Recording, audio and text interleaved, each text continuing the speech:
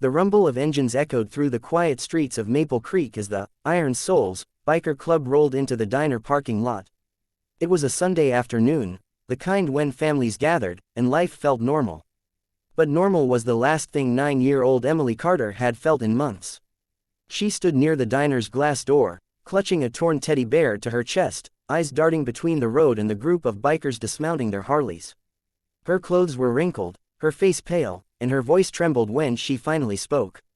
"Please, can you help me?" The biggest of the bikers, Tank, turned around mid-step. His leather vest carried a patch that read, "Ride for the Lost."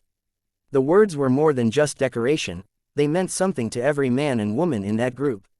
Tank crouched down. "What's wrong, sweetheart?" Emily took a shaky breath. "My stepdad, he's coming to take me.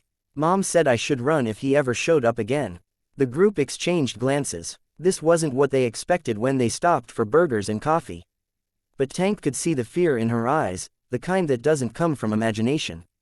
"Where's your mom now?" he asked softly. "She's in the hospital," Emily whispered. He heard her last time. "Please, don't let him find me." That was all Tank needed to hear. He stood, signaling to the others. "All right, boys, looks like we got someone who needs our protection today."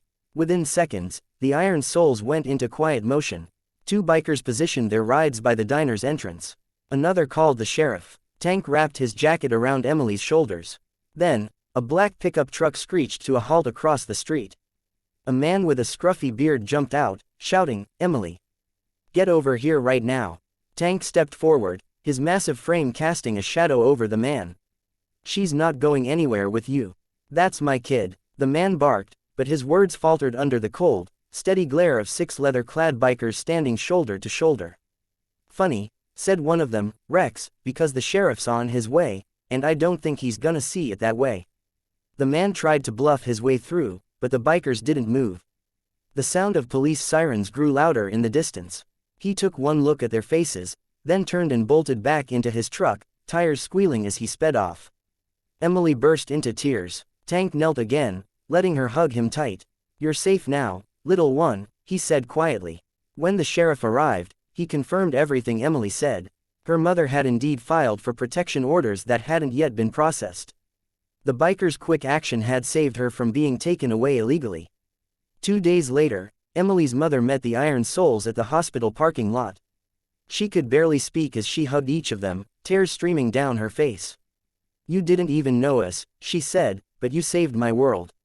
Tank smiled. "That's what family does, ma'am.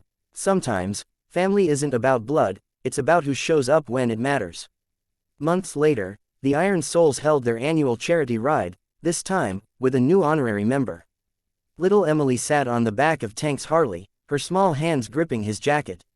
A pink patch on her vest read, "Protected by the Iron Souls." As they roared down the highway together, sunlight catching the chrome and laughter echoing through the wind, one truth shone brighter than all: compassion still had power, and heroes still rode on 2 wheels. Moral: kindness doesn't always wear a suit or a badge. Sometimes, it rides on a Harley, hears the cry of a scared child, and answers without hesitation.